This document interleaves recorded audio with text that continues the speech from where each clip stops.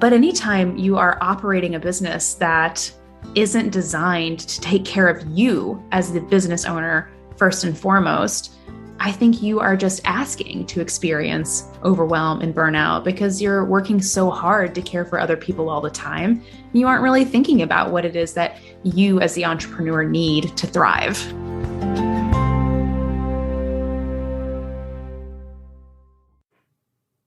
Welcome to the Money Skills for Therapists podcast, where we answer this question: how can therapists and health practitioners go from money shame and confusion to feeling calm and confident about their finances and get money really working for them in both their private practice and their lives? I'm your host, Linzy Bonham, therapist turned money coach and creator of the course Money Skills for Therapists. Hello, and welcome back to the podcast. So today's guest is another one of my business besties. This is actually my third and final business bestie coming on the show, Maegan Megginson.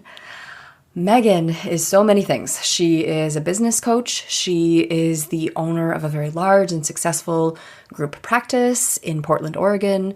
She's a licensed psychotherapist, and overall, she is on a mission to help business owners create unique, burnout-proof businesses that honor their needs and also bankrolls their lifestyle. Maegan is an ambitious introvert and a highly sensitive person, which I very much relate to. We have a great many things in common, which means that Maegan is very familiar with the struggle that I think so many of us therapist and healer types have when your need for naps and rest conflicts with your desire to create a big profitable business or take up space in the world.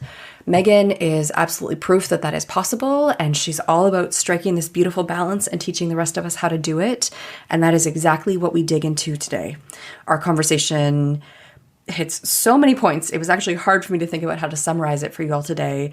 We talk about burnout, overwhelm, martyrdom, patriarchy, the glorification of busyness and being tired, which she describes as our hard work addiction. And we also spend a lot of time digging into this arbitrary more, this feeling that you always have to be earning more and more, or in your life, you need more and more, and really slowing down and questioning that and getting in touch with what is actually enough for you. What do you really want? Not just in terms of numbers and money, but what do you want your life and your business to look at? We talk about the roots of why therapists and health practitioner and healing businesses so often don't serve us, how we're actually trained to not take care of ourselves.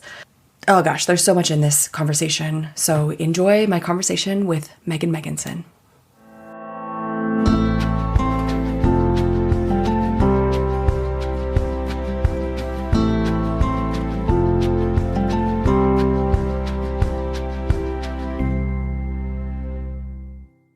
So Maegan, welcome. Thanks for being here today. Thanks for having me, Linzy. I'm excited to have this conversation with you. I'm always excited to talk to you. So a topic that is your jam and something that I'm also really invested in is where I wanted to start with you today. And that is about burnout and overwhelm. Mm-hmm. This is something that we have in common, is our own vulnerability to burnout and overwhelm and our interest in that not being the norm. And yet it is the norm for so many business owners to struggle with overwhelm and burnout. Why do you think that is? I think that as healers, therapists, or fill in the blank, like any profession where your job is taking care of someone else in some capacity, I think that we are taught in the baby years of our profession that it's our job to take care of everyone, right? It's our job to be of service. And when we go into building our own businesses with this mindset, we end up building a business that serves all of our clients first. And maybe it serves us as the business owner on the back end, if we're lucky. But anytime you are operating a business that isn't designed to take care of you as the business owner first and foremost, I think you are just asking to experience overwhelm and burnout because you're working so hard to care for other people all the time. You aren't really thinking about what it is that you as the entrepreneur need to thrive. Right. Yeah. Like it's like in the design. The business is not designed for you. It's designed to serve your clients. Right. It's designed for everyone else except you.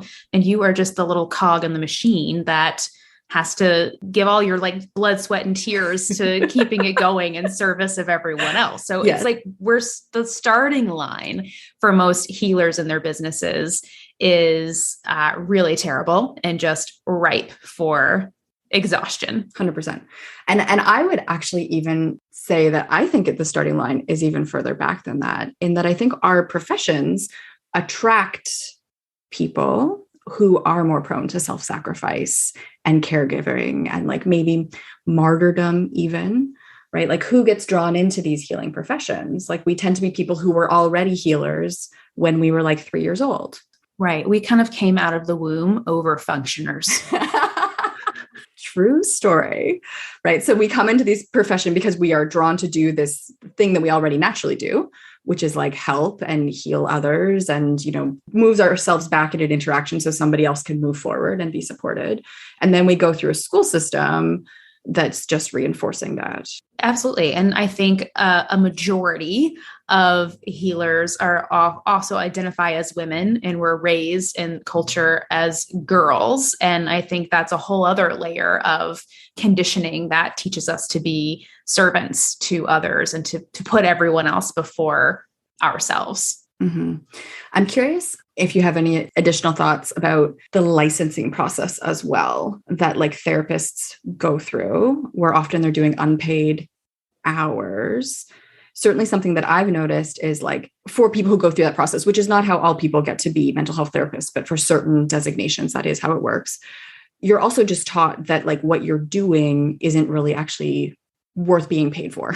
Like it's not transactional in that training. Yeah.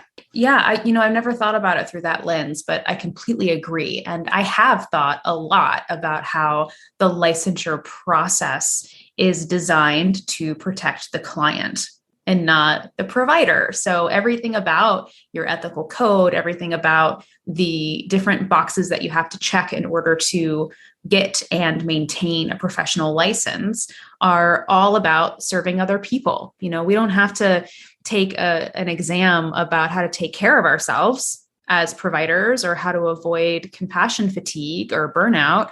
We don't have to, take an exam that says we know and are qualified to run a private practice and to be business owners. Everything we do is in service of the client. And at the end of the day, I think that it's a real detriment to who we are as entrepreneurs and as business owners. Yeah, because then we end up in business. Exactly. Yeah. And I just don't here's what I believe. I believe that the patriarchy, if we can talk about the patriarchy here. I figured the patriarchy instills deep in our bones at a very young age, right? That it is our job to care for everyone else and not for ourselves. And it's our job to work very hard to give. And if you go into your role as a CEO and a business builder with that mindset, you are going to build a business that does that. You're going to build a business that serves everyone else first and yourself last. And I think that is really the mindset shift that we collectively as healers have to transform, right? We have to really give ourselves permission to think about our businesses as these machines that serve us, that give us the life that we want and the financial abundance that we need for our families to be safe and happy and well cared for. And second to that, I'm going to think about how do I create experiences for my clients that go above and beyond in the value and the care that they deliver to them. But that only comes after I take good care of myself first. If you don't do that, you will be overwhelmed and you will burn out. 100%. Yeah. I mean, it's the classic, like you can't pour from an empty cup. And yet I do think that culturally, it has become the norm that we are empty cups. We're just a bunch of empty cups. Yeah, absolutely. Telling other cups to also stay empty. Well, and there's some weird, can be it's like a badge of honor to be an empty cup, oh, look how hard I work. Look how much I give. Look how much good I do. And I'm so tired. Look how I'm so busy. It's like busyness is a badge of honor, I think just really feeds into all of those internalized belief systems. Right. What do you think are some of the main causes of business owner burnout? And how do those things relate to money? This is our money podcast. So let's dig into the finance side of this. Yeah, because I think money is a huge part of this conversation. Let's be honest. 99.9% of us don't create businesses because we're rich. Like we're not, you know what I mean? Like there are certainly people who start businesses that are completely charitable in nature, or, they don't need the money. But for everyone listening to this podcast, I have a feeling you started your private practice or you started your business because you wanted financial freedom and you wanted financial abundance for your families. So I do not think it is selfish at all for us to say, the number one reason I'm running this business is to provide for my family financially, right? The number 2 or 3 or 4 reason I'm running this business is to make the world a better place, to serve my clients, et cetera, et cetera. So I don't believe you can have a conversation about being well rested, about burnout prevention without talking about money. Okay, then let me actually answer your question, Linzy. So I think that there are 2 main causes of business owner burnout. The first I'm going to call hard work addiction. This is a leftover vestige from the patriarchy that we were talking about a minute ago, right? This belief that the harder I work, the more value I have as a human being, the more productive I am, the more value I have as a human being. And obviously, overworking, having no boundaries will lead you down the path to burnout. The second reason that I think comes more from our capitalistic society is what I call the arbitrary more, right? That we as business owners kind of get sucked into this culture that believes we should always be striving for more. First it's all about 5-figure months. And then once you hit 5-figure months, it's about 6-figure year. And then it's like a multiple 6-figure year. And then it's about the 7-figure year. And then it's about scaling to 8 figures. And it's always about like more, more, more. And it's always completely arbitrary, right? Those messages and those beliefs are not rooted in what you, Linzy, actually need in your bank account every year to live a full and happy life. And I think anytime we get sucked into a culture and a belief system that is completely arbitrary, we are just inviting ourselves to live a life of overwhelm and burnout because we're working out of alignment with what we actually need. Yeah. And I think usually we don't even know what we actually need. Right. Like this is kind of like my zone is like getting clear on like, what do you actually need? Like, what are your actual goals? What actually makes a difference for you? And like, is it having like that really nice car on loan? Is that actually what makes your life better? Or is it like taking off 4 weeks in the summer? Right. But a lot of people, and certainly because we're in this cycle that you talk about, where we're so busy serving other people and we're working so hard and we're so tired, that's a really hard place to stop and zoom out from and think about like, what do I actually need? Like, how do I make my life rich and enjoyable now? Or how much like would actually just kind of unlock this level for me that would be enough? Because I think part of this too is like enough. Yeah. The counter of more is enough. And like, it's not like the settling enough. It's not necessarily like you and I are certainly not people who are prone to like staying small and playing it safe in life, but it's fulfillment. Like, when are you actually fulfilled? Well, and I think you're getting at something really important, which is this isn't a static number. No, it's not like when I sit down with my financial planner and look at my dream cash flow and, how much money do I need to be bringing in to reach all of my goals right now? I guarantee you those are not going to be the same financial goals I have 5 years from now. Like, you're allowed to evolve. You are allowed to reach a point of enough and to rest into the plateau of I've arrived. I've made it. This feels really great. And then if there's an ambitious part of you that starts knocking on that little door inside and is like, hey, I think I'm ready for a little bit more now. Can we have it? If you come back to those questions of like, do I have the energetic capacity? Do I have the time? Do I have the motivation? If all of those variables are pointing towards give yourself permission to level up, then do it. You're not going to burn out if you're coming from this place of deep knowing about why you're doing what you're doing. But probably like right now at this moment in time, I think if most people got really clear on how much money they actually need to be happy with the lifestyle that they are living today, you're probably going to discover that you're not that far away from reaching your financial goals in the current business that you have. Yeah. And sometimes it's only small tweaks that will make the difference that will get you there. Exactly. And I think for myself, I know this is something you and I have talked about, Lindsay. I have a feeling I will never not be ambitious.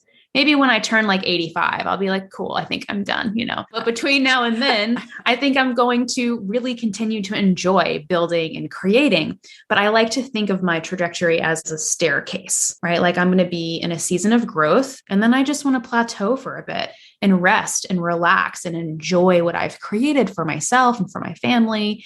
And then again, when that ambition comes knocking on the door, I'll level up again, and then I'll plateau and rest a bit.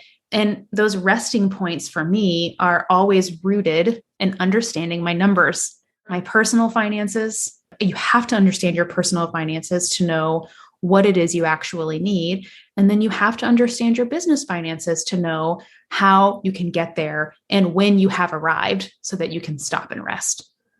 Absolutely. Because I think the more that drive for more that we're talking about, it really does rob you of the abundance that you've already built and of like that rest and happiness, because more is an incessant drive.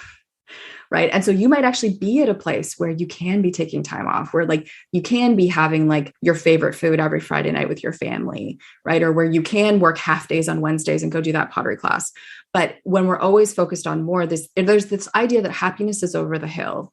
Yeah. Like always. if we just get there, it's always just on the horizon line, satisfaction, right? And it's an illusion, right? And I think about this a lot with money, and especially with the FIRE philosophy, which people listening may or may not be familiar with, which is like financial independence, retire early. It's this kind of community, and there's like lots of great podcasts, and they're a great community to dip into because they know a lot about money, because the whole goal is to be able to stop working. And it's all about like putting away as much money as you possibly can so that you can like stop working and start enjoying life. But I just have this really strong suspicion and this lived experience myself that when you prolong happiness and you're just kind of grinding now and trying to get through, you're not going to know how to be happy when you get there. I completely agree with you. I think like so many things about that philosophy make me kind of roll my eyes a little bit. I mean, I respect it. I respect people who make that choice, but I agree with what you said. I don't like living my life in an if-then scenario, right? If I make this much money, if I achieve this goal, then I'll be happy. I never want to live that way. The other thing that makes me really sad about that scenario is that those people obviously don't love the work that they do. And I think that most of us who go into the business building space do it because we love our work and we love the idea of expanding our impact in the world. And I think I can never see myself fitting into that FIRE community because I don't want to be done working like this. I really enjoy this. This is really fun for me. Yes. I think that's where I'm coming from. A lot of the clients that I work with come in and the first thing they say to me is, I absolutely love my work, but I cannot do it this way anymore. And I think that's what burnout sounds like for a lot of therapists. It's not that I've stopped loving my mission and the work that I'm doing in the world. I just can't do it like this anymore. And then if we can really dial in to one of the variables that I like to look at, which are your numbers, and see how much do you actually need, how close or how far away are you from getting to that point, it's like instant relief for business owners because they can see a light at the end of the tunnel and they know where they need to like put their foot on the gas, but they also know where they can slam on the brake and start really stepping away to rest and recover. Yeah. I mean, it actually gives you the clarity to kind of bring joy back into your work. Yeah, absolutely. And this is a philosophy that we absolutely share. I had a student write a comment the other day of like, I'm starting to understand like that this course is about how like less is more and like actually not being so busy right now is actually a gift and it helps me be a better therapist. And I was like, yes, yes, you got it. I'm not in the course. I'm teaching about, like money and developing confidence and skills and clarity. But like, that is ultimately what I think a lot of people discover when you step back is like, oh, actually, when I see this many clients a week, I feel so much better about the work that I do. I come home and I'm actually present for my family. I actually have some bandwidth to like do hobbies. And I actually have enough money. Like I'm actually able to cover everything and like save for goals. But when we have that like again, that, more and more and more driving us, we don't even like stop to look around and realize what we have. I would say that I turn away a solid 50% of the business owners who call me and who are interested in working with me, because when I actually get on the phone with them and we're talking about their overwhelm or their burnout, and I start asking them, like, do you have a big vision for the future that is different than what you have right now? Sometimes they're like, yes, I do. And those are my dream clients. But the other half of folks are like, no, I don't. Like, I used to be really happy with this business model. I used to like that picture that you just painted, Lindsay, like being in private practice, having a small caseload, being really present for my family. Like that used to work really well for me. And then they got sucked into the more funnel and started to believe that what they had wasn't enough, that they needed to want something more or want something bigger. And you don't, right? No. You have to know, you have to trust your own intuition when you ask yourself, like, how much business do I want?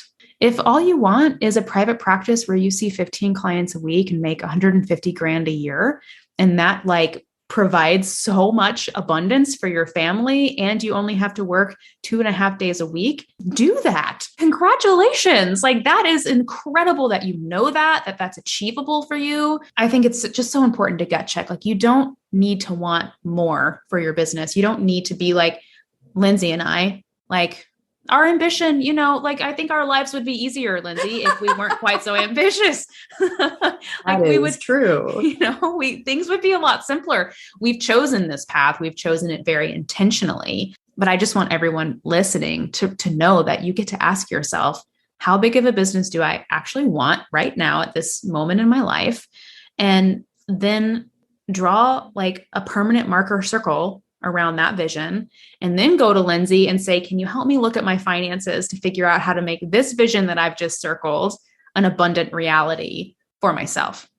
Yeah. And another thing that makes me think of that I hear a lot, and something I've done a few times, is talking people out of going into group practice. Oh my gosh, my favorite thing to do. I know, right? And I own a group practice. Yes. Because I think that it becomes this like natural next step that even we're externally pressured. I remember when I was like, my practice was full and I would like mention to, like my neighbor, like, oh yeah, my practice is actually like really full. I'm turning people away. They're like, oh, you should hire somebody. It's just this like natural thing, like in the culture, even people who aren't therapists are like, you need to get somebody under you. But not often, but in cases where I have encouraged people to maybe not go that route, you have to think about like, what does that actually mean? Like, what is that the job you actually want? Do you want to be a manager? Do you want to be the go-to for clinicians? Do you want to be like an administrator overseeing multiple people? And often it's not. I think most of the time it's not. Yeah, that's a very specific role that very specific people are going to thrive in. I think so. And, building on that, Lindsay, what I hear people say to me all the time is if I'm sitting with a therapist, they have this full to bursting private practice and they know they want something else. Like they want to move into what comes next. And they grab the group practice fruit because it's the lowest hanging on the tree.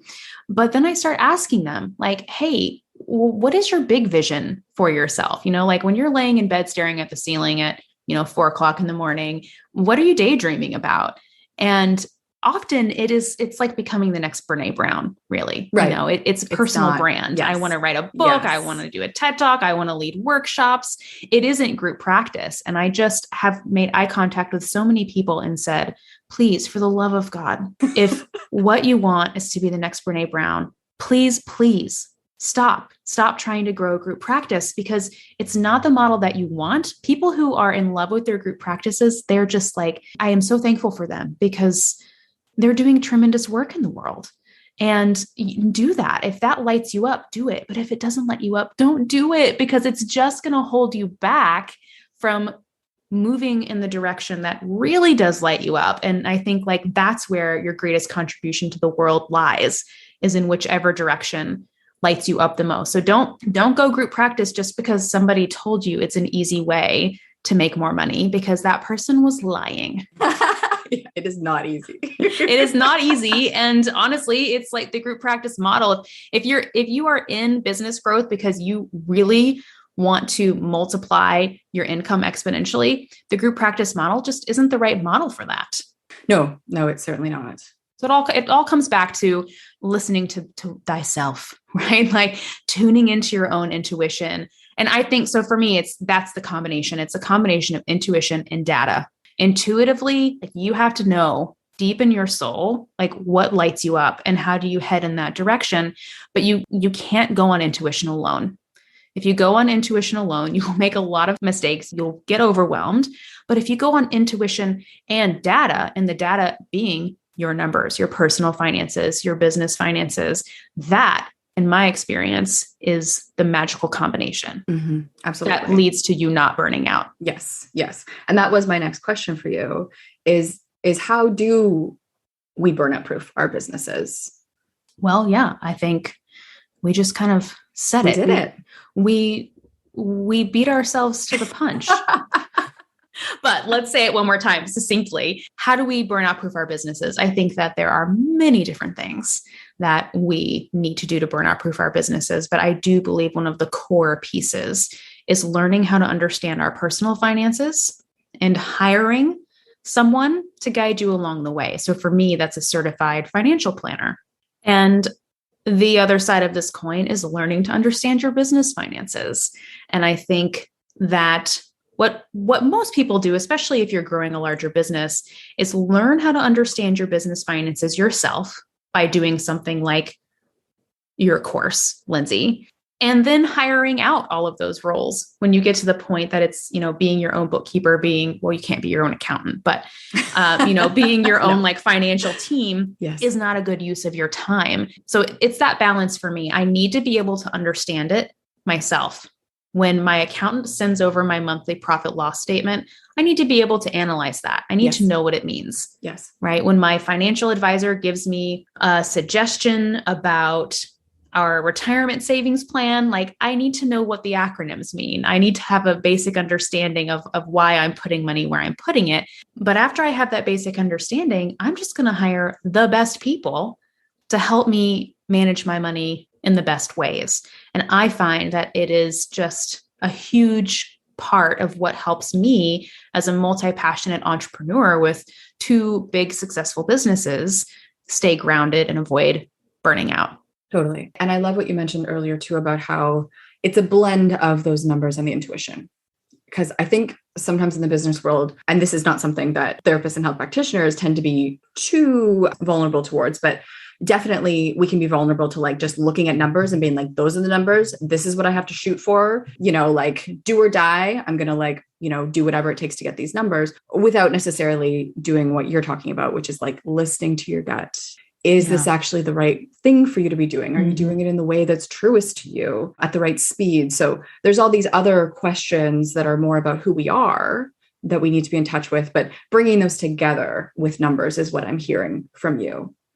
I think so. I mean, I just feel I'm just imagining a scale from like 7th grade science class, can you picture that in your head? And I just don't think it's healthy as a business owner to have all of your weight on the intuitive side of the scale. And it's also not healthy to have all of your weight on the data side of the scale. Like anytime I can strike this balance in my life between the emotional and the intellectual, the intuitive and the data driven, I find that is when I feel the most grounded. And that's when I have the most well-rounded clarity about how I can build a business that really works for me, how I create a business that allows me to be deeply rested and wildly successful in a way that serves me and my family. Who gives a shit about what anybody else says I should or shouldn't be doing? Because it comes back to me knowing exactly what I need for myself. Love it. So Maegan, for people who are listening, if they want to get into your world, we're going to put the links in the show notes, but what is your social media hangout where we should go join you? Well, I have a social media free business. Oh, because yes, you do. I forgot. I think social media is not a place that I want to spend any more of my time. But you can certainly visit my website and you can hop on my email list. That is where my community hangs out, is in our email community. So my website is MeganMegginson.com. And my name is spelled a little funny, so check out the link in the show notes. Mm-hmm. And I think, are we also giving the link to my workbook. Yes, we are. Yeah. So you can also download my workbook, which talks about the 5 biggest business building mistakes I see business owners make, especially therapists, that leave them burnout and broke, and what you can do instead. So if you want to avoid all of these things that I know Linzy and I have both done on our path to growing bigger businesses, don't be like me and Linzy. That's based. I should rename the workbook. The Don't Be Like Maegan and Linzy workbook. Let's like be like where we are now. Don't do the stuff we did in the middle. Yeah, go ahead and skip over that, 2-year period where we were making a lot of, silly mistakes. So yes, happy to share that with your community, Linzy. And just am always so grateful to be your friend and to have the opportunity to have these conversations with you. Yeah, thank you so much, Maegan. It was so great talking to you today.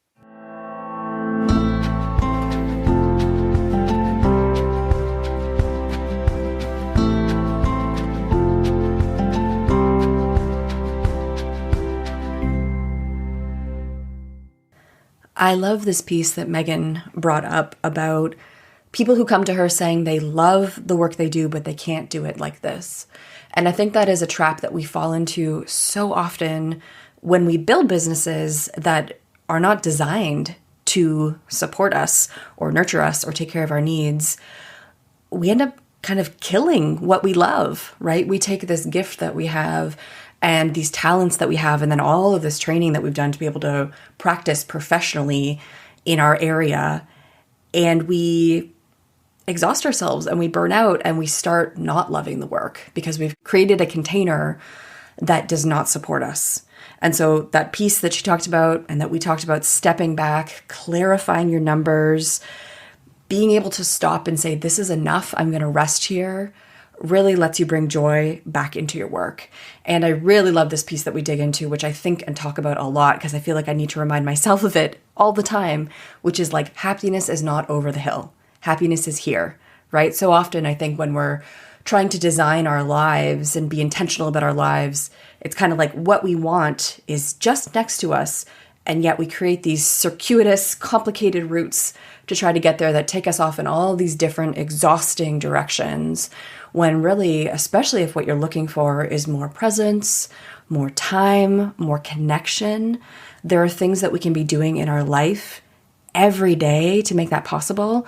And we can actually be building our businesses right now to make it so that we can get off work at 2:00 and have a date with our partner every Wednesday, right? Or so that we can do that Tuesday morning art class that we've been wanting to do. Often these things are so in reach, but we tell ourselves that they're going to come later.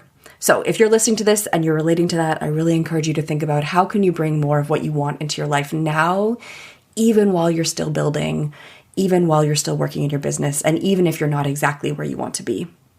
If you want to hear more from me, you can find me on Instagram at Money Nuts and Bolts. We're putting out free money content there all the time, balancing the practical and the emotional. And if you're enjoying the podcast, please head over to Apple Podcasts, if you're an Apple user, to leave us a review. It really helps people to find us. And tell your friends about the podcast. Thanks for listening today.